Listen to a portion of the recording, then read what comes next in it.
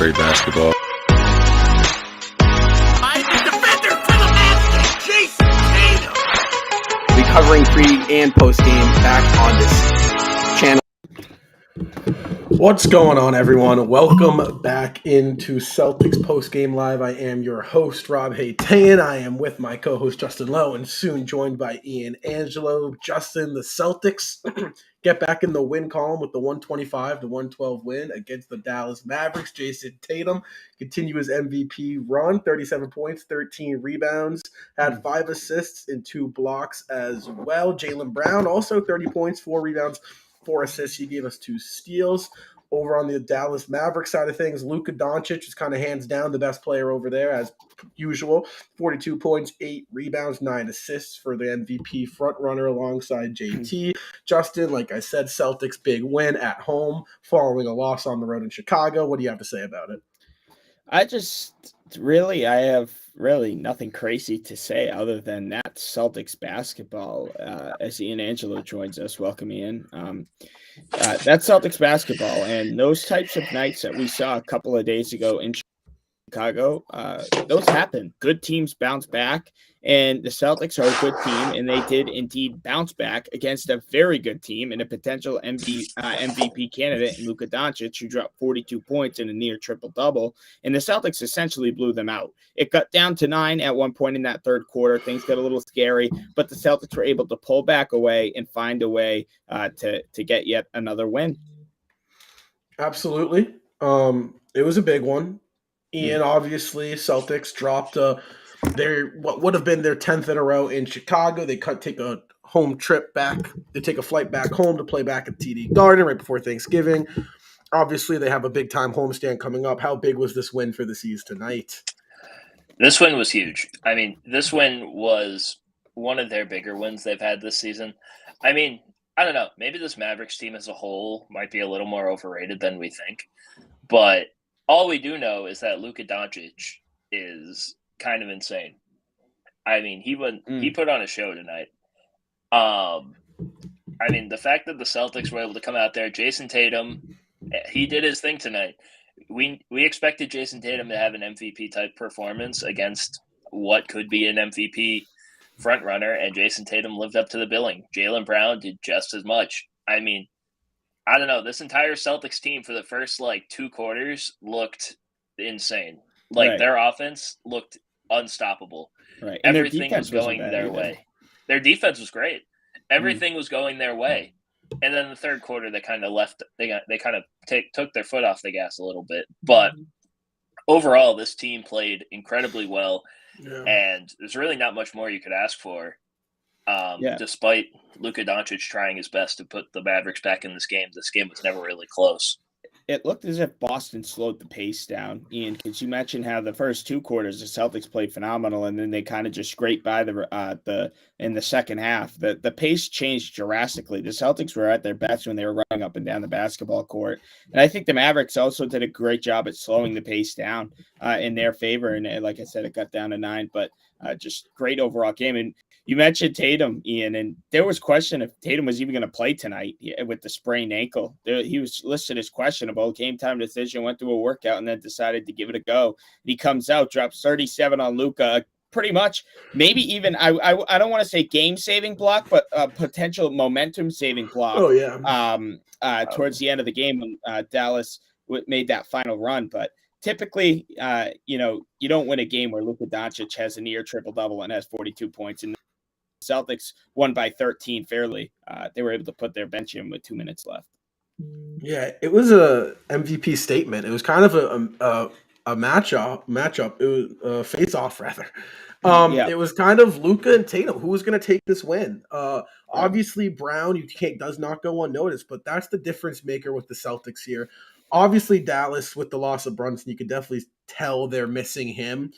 But, I mean, Luka and Tatum, I think they've had offensively identical games. Tatum had 42, Luka had 42, Tatum had 37. Tatum rebounded the ball better. Assist numbers, were almost identical. It's just that's the difference maker here is Jaylen Brown with the Boston Celtics. As great as Tatum is in his greatness and offensively what he can do, the Celtics aren't the Boston Celtics without Jaylen Brown giving you that extra boost. Brown obviously 31. As much as of an MVP statement, I think this was for Tatum.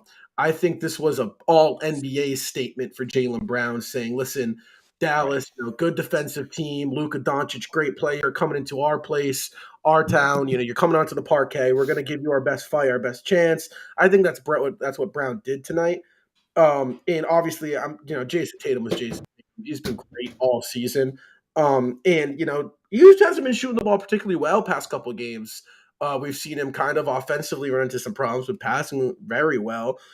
Shots were falling though. I thought he did a great job getting to the free throw line. He took 13. He got to the line. He took 15 free throws, made 13 of them, had 2 early misses. But I mean, huge win, statement win. I think it was kind of something you needed to get. Right. Dallas has had their struggles, though. I will say they're not as good as a team this year as they were last year. Outside of Luka, they don't really have a lot of consistent scoring. I think that can compete with Boston. But Boston's running away with the East right now, especially with Milwaukee. In a tough matchup against Chicago right now, we could have a 1.5, 2-game lead over Milwaukee. And I want to go back to that Jaylen Brown because you made a great point, Rob. I think this was Brown's perfect way to kind of sneak into the spotlight, right? Like, we knew the focus coming into this game, Jason Tatum and Luka Doncic, prime time on ESPN at the TD Garden. Celtics coming off of a horrible loss on the road against the Chicago Bulls. We all know that. And Jaylen Brown snuck in. And honestly, if it wasn't for Jaylen Brown, would the Mavericks have made a full comeback? Because Brown hit some huge shots, a couple of and ones down the stretch, a couple of defensive plays. And this was and you look at the efficiency. Obviously, I think Luka and Tatum had great scoring, shooting the basketball. But look at Jaylen Brown's numbers as well. 13 of 17 from the floor. That is astronomical. That is huge. And Luka shadowed this type of performance from the Celtics, from Jaylen Brown and Jason Tatum. And a couple days ago, he was talking about how great of a duo Jaylen Brown and Jason Tatum really are, and potentially the league's best duo in the NBA. And then they come out and they drop 68 points in a win on national TV. That's just huge. That's a punch in the face. Oh yeah, Justin, you don't have to say potentially the best duo in the NBA. They are the best. They are the best duo in the NBA. It's not even close. He was talking about it. Luka. Yeah, I know. I mean, Luka said that they were the best duo in the NBA. And guess what? Right. They showed why they were the best duo in the NBA. I mean, it feels like, as much as we're talking about Tatum MVP, I'd never want to underrate Jaylen Brown, but like his production this season has just been incredible. I mean, when Tatum was not in the game, Jaylen Brown held down the fort, and he hit some huge shots in the fourth quarter. He hit that big 3 to basically ice the game. I mean, he played insane, and also we need to wear these jerseys more because this is the second time Jason Tatum and Jaylen Brown both have dropped 30 in these jerseys at the Garden. I'm just saying. Hey, they're the Bill Russell jerseys. So honestly, though, the Bill Russell jerseys, when they put this jersey on, it's not just an ordinary jersey. They're representing Bill Russell and the Celtics as an organization. So I bet you that when they see those jerseys hanging in the locker, that gives them a little bit of I'm just saying. I want to touch on Ian's point about Brown because I liked it. You would think this year Brogdon coming in, obviously White getting an off season with Boston, Hauser stepping up. You thought you had going to have Gallo. You kind of think the scoring numbers for Tatum and Brown would be down just because there's a little bit more there's more mouths to feed. You're moving the ball around really well, but both of their numbers have gone up since last year. Obviously, we know what Tatum's doing. He's up to 31. Brown's at 26. So it's like, it's really impressive what they're doing. And obviously we know how good they are when they both score 30 in their career. They only have one loss, which I believe came this year against Cleveland. Yeah. Overtime, So, more times not, if those two are going, this Celtics team's pretty much unbeatable. I think we have a tough one coming up against the Kings on Friday. That should be good back at home. But obviously, more good news for the Celtics. Robert Williams, guys. Let's not, He's coming. He's coming. He's Christmas, coming. In a month. He's got a month of return. I don't know what his minutes are going to look like when he returns, I would assume his minutes aren't. They're probably going to touch 20 when he first starts. I'd assume for 20 for the first week and a half, 2 weeks, and you'll see 25, 30 probably come towards sometime in January, mid-January, touching February is when they'll probably take those restrictions off of him. But, I mean, that's a great sign, especially with, something we've talked about all season long is Al Horford and the heavy minutes he's playing. Played 35 tonight, which is quite a lot. It's the third most on the Celtics behind Tatum and Brown. It's frustrating because Grant, obviously 26 minutes, but Grant's playing our backup center. So I think this team really takes a leap when Robert Williams comes back, not only for his defense, but I think it slots Grant Williams back into a place where he can succeed, Justin. And I think Robert Williams here could really elevate the Celtics to a level at which we haven't seen in a long time defensively too. Oh, totally. And just really quick, I'm gonna give my take on Rob Williams, but really quick, shout out, had one of his worst career games a couple of nights ago, then comes back, and this is the first time in his long career where he has had a perfect game from the floor. They were talking about that on the about 5 of 5. But getting back to Robert Williams, this is going to be a huge addition, right? So we sat here training camp, and it's not so much that we were worried, but we were all used. And this was before we brought on Blake Griffin and Noah Vonleh. So really, we were only left with Luke Cornett, who not one of those three played in the game today, by the way. We question, what is this going to look like for the Celtics? The Celtics have somehow made it work. But what doesn't work is what Rob mentioned, is Al Horford. Yes, he plays phenomenal on nights, but he's going to be 37 years old by playoff time. These 35-minute games, especially in blow, that's not really acceptable. We saw Joe Mazzulla, and I credit Mazzulla big time, done a great job with the team. Love what he's doing, but at the same time, there are things that you kind of realize, and that is taking the players out. We didn't need to see Al Horford. We didn't even need to see Tatum and Brown play those minutes we saw in Chicago. We knew that game was over. We knew they weren't coming back. Well, I think you were going to have that tonight, but they kind of Dallas just wouldn't go away. Right. I mean, hey, you have Luka Doncic a triple-double watch going for a 40 bomb. You kind of figure that they're not going anywhere. They're staying right in that game. But a little bit different. Chicago, I thought none of the starters, Smart, Brogdon, none of those guys should have been in. Tatum, Smart, whatever. No. It's just not worth it. Right. It's not worth it. And once Robert Williams gets back, don't forget, we still are going to have other centers to come in, and we're not going to have to rely on a Luke Cornett on a night-to-night basis. So that's going to be a little bit more comfortable. But at the same time, you also do have guys like Luke Cornett, Noah Vonleh, who are going to be able to give Robert Williams and Al Horford the much-needed rest. So the Celtics center depth, that's certainly going to help them. I can't wait to see the starting five back. I know it might be a little while. We might see a little Time Lord 6-man coming off the bench when he does come back. But when the Celtics are clicking, Smart, Tatum, Brown, Horford, and Rob Williams, unbeatable team. And they are very much so, when healthy, an NBA Finals team with Robert Williams back. Well, Yeah, I think definitely. I think like you mentioned the starting five. Last year was the best starting five net rating in the league.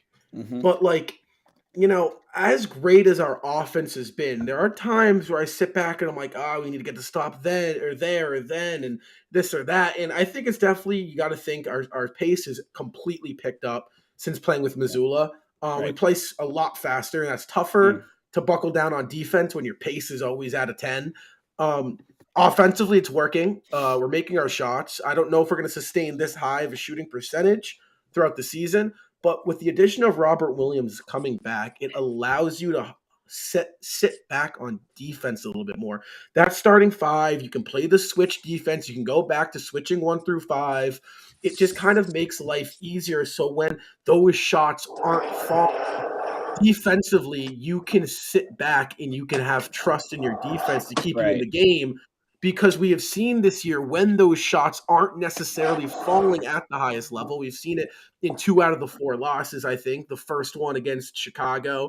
honestly, probably both Chicago's in the first loss to Cleveland, as we kind of just let it get away from us. When the shots aren't falling, you have to be able to sit back on defense, right, and get a stop when you need to. I think Robert Williams presents that rim presence, that presence on perimeter where you can give a lane and feel comfortable with him meeting at the rim at Rob. So, I think Robert Williams could be huge for the Celtics. I mean, it could get Yeah. scary how good we get. And I think Yes, the yeah. Celtics. Oh, go ahead. I'm sorry, Ian. I'm sorry. Oh, no. So what I was going to say about Robert Williams is, we obviously already have the best offense in the NBA. Yeah, But hands down. I always feel like there's something missing. And you know what's missing? We don't have a lob threat. And who is the biggest lob threat in the NBA? Yeah, Robert Williams. Like, well, that's a great right. point. I didn't even think of that. Right. And I was thinking about this because I'm like, there are times where the Celtics are coming down the lane and, there's two people coming down and, they're not going to throw a lob up to Tatum and Brown, sometimes. I mean, they'll do it sometimes. Grant. You're not going to throw that up to Grant. Exactly. You're not going to throw it up to Grant every single time. But, who's the person that's going to run the floor and going to meet you at the rim? It's Robert Williams. So the fact that the Celtics offense can even get even more dynamic than it is now is just something incredible to think about. And, obviously we've been talking about how great Robert Williams is on the offensive end with the lob threat. The Celtics defense was the best in the league with him on the floor. So, I mean, there's more levels that this team can go to that is just going to be insane to watch since we're already good now. We're already the best team in the NBA now, and we don't even have our best defender and our best lob threat in the in the lineup, and it's going to be so much fun to watch. If you go back to the playoffs and watch Robert Williams highlights, he wasn't healthy. We haven't seen a healthy Robert and he Williams still played well. in a long time. Since the injury, right? Since that he's coming back. He should be healthy. This surgery should stop the swelling, stop the, all that. This should be a healthy Robert Williams bearing any new injuries. But so that's another thing. We haven't seen this kid healthy in a long time. And it could be a whole new attack and game plan that you can play at. I mentioned the fast pace we play at. Robert Williams is a much better player in transition than Al Horford is. Obviously, Al, earlier in the day, Al's a little old right now, right? Al's not looking to get out and run. He's looking to set up the offense, get down low in the post, spot up in the corner. That's how Al's playing at this age. With Robert Williams, he's a great passer. He can outlet the ball, great rebounder. That alone sets the stage. But also in transition, Ian, you said it, lob threat. That's a guy where if you're running alongside Jason Tatum, you can't fully commit to JT because it's going to be thrown up in the air. So that's another advantage with getting Robert Williams back is he fits our play style a little bit better than Al Horford right now. I'm not saying Al Horford doesn't fit this play style, but Rob, really can slot in there. And I think you're going to see a real elevated Robert Williams. I also feel like, and Rob, you mentioned kind of Joe Mazzulla's more of a pace is a lot different than Ime Udoka's. And I think that's going to help Robert Williams too, because Robert Williams is a very versatile, very athletic, very quick player. And the Celtics have a very quick type of pace. And I think that's going to work really well on both ends of Robert Williams' favor. And then the second thing I want to say is, a few months ago, we were all saying like, oh, why now? Why did he wait 3 months? Why did he wait the whole offseason and then get the surgery? It's like sitting back and realizing it. And maybe that it is because the Celtics are, quite literally the best team in the league.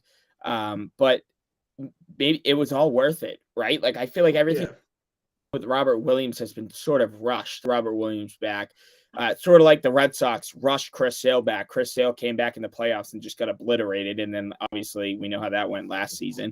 That's kind of what we did with Robert Williams. The meniscus surgery was the 3 to 6 weeks. He came back in the 3 weeks.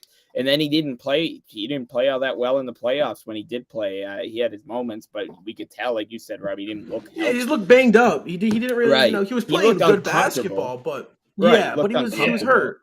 And now we not only are the Celtics really good right now, but Robert Williams is going to be healthy. He he needed this. He really needed this. That's the thing is that, we are playing really well. So at the beginning of the year, there was concern, right? We could get out to a bumpy start, but we might need Rob back. We bring Rob back, but are we rushing him? So it's like, we were nervous. Like, yes, this is good. Rob can get healthy, but at the same time, you can't fall back in the East because you got the Bucks, you got the Cavs, and we thought the Nets, and we thought the Sixers. Obviously, they're still trying to figure it out. But, we had this idea that, oh, no, Rob means we could be playing catch-up again in the second half post-Christmas. But the luxury that we have right now is we're playing really good basketball. If Rob needs to take a little bit longer, an extra 2 weeks, or take a day off against a team like Oklahoma, we can confidently sit back and say, Rob, you take your time. We just really need your legs good to go for the playoffs, right? You need some time to get back into the swing of NBA basketball. But really, we just need you to get right for the playoffs. Until then, we can hold down the fort. We're 18 games in. We're almost approaching that 25-game threshold, if you guys remember last year, where we kind of finally got to make our statement as to what direction this team's going. I think we all kind of know where that is. But it's like, we're feeling good. Rob's coming back. We don't have to rush him back. Tatum's playing well. I think he just took over for top-notch MVP with tonight's win. Brown's probably looking at an all-NBA third team. You got Smart, who could potentially just sneak into the All-Star game. I know that's a hot topic. You got Brogdon playing well off the bench. It's just everything's clicking. This game, Rob, this whole game tonight was literally our podcast episode last week. Like, we talked about how Smart is playing like an all-star, Jaylen Brown at an all-NBA level, Jason Tatum at an MVP level. And what did we see? Jason Tatum play at an MVP level, Jaylen Brown play at an all-NBA level, and at times, whole game, Marcus Smart playing like an all-star. Like, this game was exactly what the Celtics needed to get back on track. You know what's funny? I feel like we talked about this at the end of last season when we were doing when we were talking about in the offseason. We're like, okay, what do we want to see? We want to see Jason Tatum take another leap. He's doing that. We want to see Jaylen Brown take another leap. He's doing that. We want to see Marcus Smart continue to improve, becoming the point guard that we need. We had an episode. Had an episode where we had an entire episode saying that's what we wanted to see, and he's doing it. Yeah, also, it was when the Bucks lost. It was when Jack came on the show.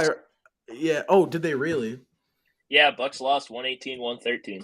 That's good. So now we hold the top spot by a game and a half. We played Chicago. Chicago game. How did Miami do? Does anybody have the update on that? It was tied at last time I saw it. Yeah, Miami pulled it out 113-105. That's fine. There's still like there's still three games out of that's tough. But I remember that, Ian. We had an episode. Jack came on the show, and the final segment was, what are the expectations? And literally, you nailed it. We said Tatum's got to be an MVP. He's probably the front runner after tonight. Brown, it's got to make an All NBA. It's looking like he's going to be an All NBA nod. Smart, you got to be a better passer, right? Make a name for the All-Star game, right? Give us a reason to support it and not sound crazy like Justin did a year and a half ago. Give us a reason. Brogdon come off the bench. Now. Not me. Brogdon come off the bench. So it's like I said it. I'm a broken record right now. We're really clicking. Smart's a big reason why. I mean, what did he have? 9 assists tonight? Yeah, 9 assists, 13 points. It's so casual. It's like, oh, Marcus Smart, 9 assists. And that's huge because it allows Brogdon off the bench to kind of get going offensively. He can be the guy. Grant really was non-existent tonight, but Grant's always making an impact, whether it's scoring or defense. There is another thing I want to talk about this game. Sorry. Something that I noticed about this game more than almost every other game this season, we attacked the rim. Yeah. Like, constantly attacked the rim. Jason Tatum, last game against Chicago, we shot 63 pointers, and we missed almost all of them. Yeah, we only took 34. Exactly, and we only took 34 threes tonight. We attacked the rim, and granted, it's not like the Mavericks have a huge rim presence anyway. It's not like Dwight Powell and Christian Wood's going to scare anybody at the rim. Yeah. But, the fact that the Celtics, they didn't just chuck a whole bunch of threes thinking that they were going to go in. They adapted, and they drove to the rim. And that's something that we've been talking about that we wanted to see. And look what happens. You get to the rim, you get easy baskets. Or you can make another pass out to somebody who's wide open for three, like Derek White or Al Horford or, That Well, just kind of shows. I think like something I will say, as great as we've been, I've seen flashes of when shots not falling, we just pray. We spray and pray. Yeah. And we've seen teams who have shot the ball really well throughout the course of the regular season, the 2018 Rockets, the 2000 last year's Jazz. We've seen teams shoot the ball at a high clip. Offense looks great. But when the 7-game series comes and you gotta play, these slow paced, best of 7 stuff like that, and the shots don't fall, you run into problems. We've seen that. I don't think that's the case with the Celtics team because of Brown and Tatum's dynamic scoring.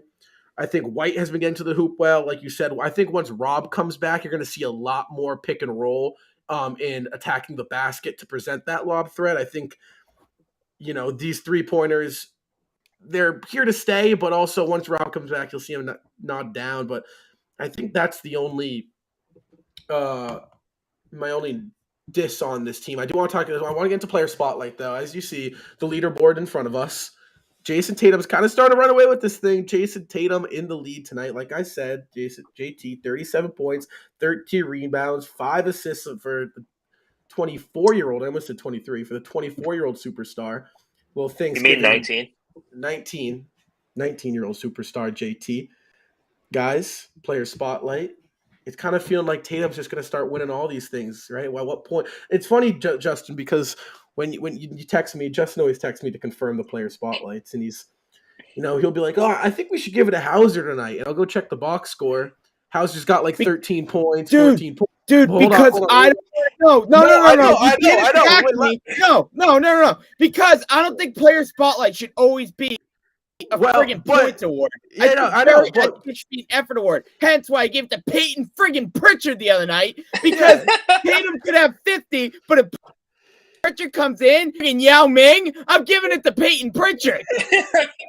God damn it, Rob. What I was gonna say I'm shocked Blake Griffin hasn't won one yet. Shut up, Ian. He's going to. Next time. He's getting the player spotlight regardless. He's out of here. But no, the standard's higher for JT. What I was gonna say before Justin rudely interrupted me. I was gonna say like Tatum could have 27, but it's like that's normal. Like that's not a player spotlight game. So we would give it to a guy like Hauser. Justin was what I was gonna say before you freaked out. Tatum tonight though definitely earned it. 37 points, 13 rebounds. Played like an MVP. Got to the basket well. But like I said, Brogdon was worth winning player spotlight as well. Yeah, but there's a threshold of once Tatum hits that level, you just got to give it to him.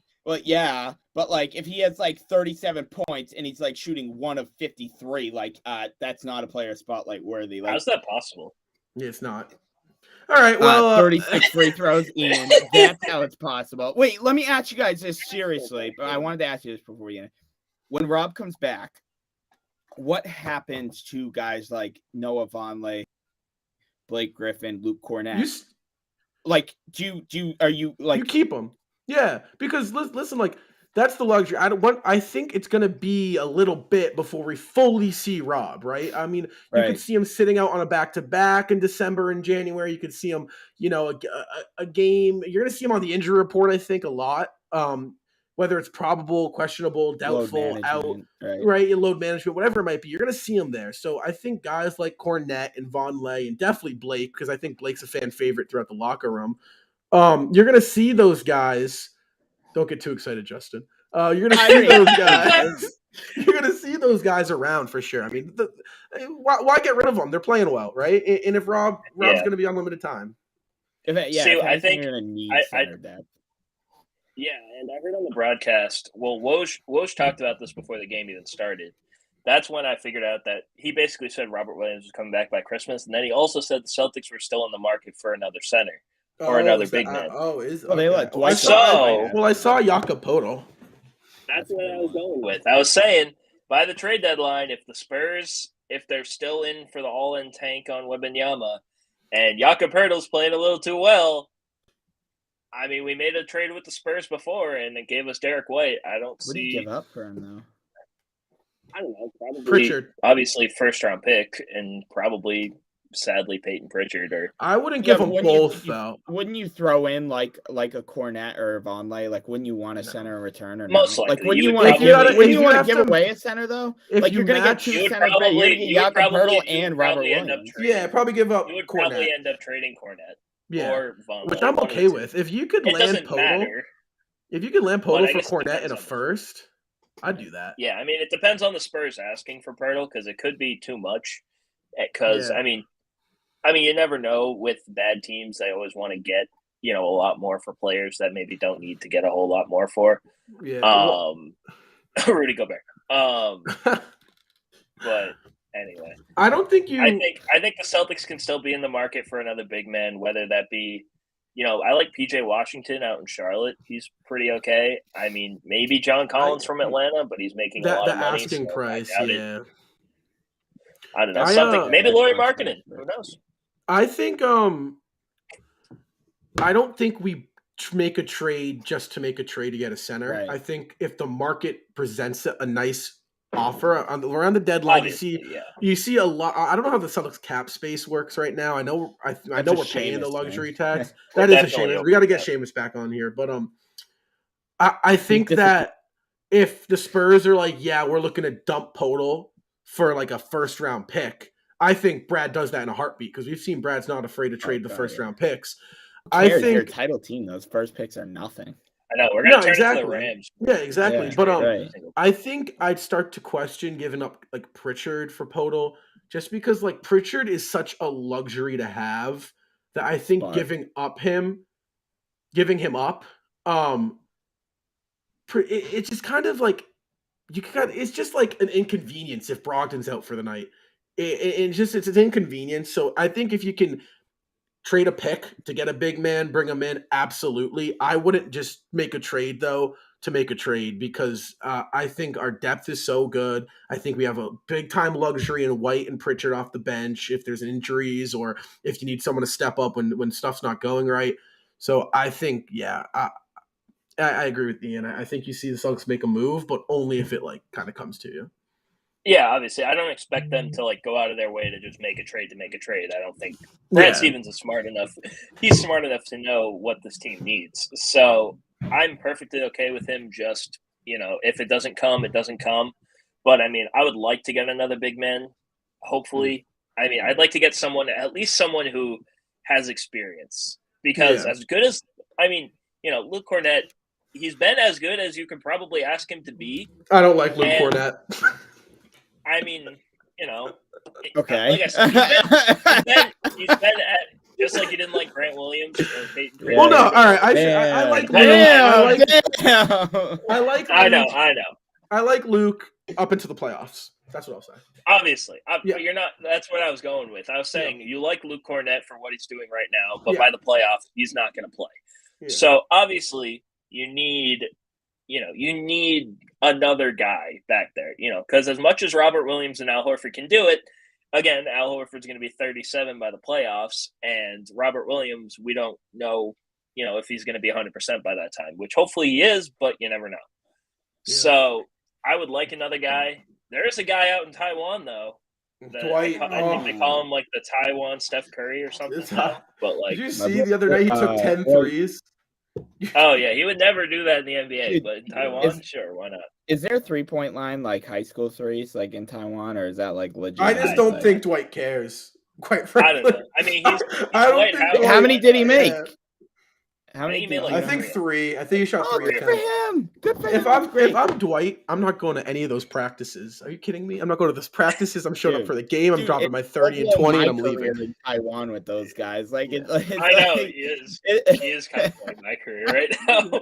Yeah, absolutely. But I commented on the score, like they posted Blake's stat line, and I was like, just jokingly saying like he could still do this in the NBA. My comment got like 1,000, like 2,000 likes, and like people were like shitting on my life, and I was like, no way people care about this. Oh, don't worry. Justin, I posted something on SportsCenter after they posted like I don't know. Remember when Curry dropped like 50 on the Suns?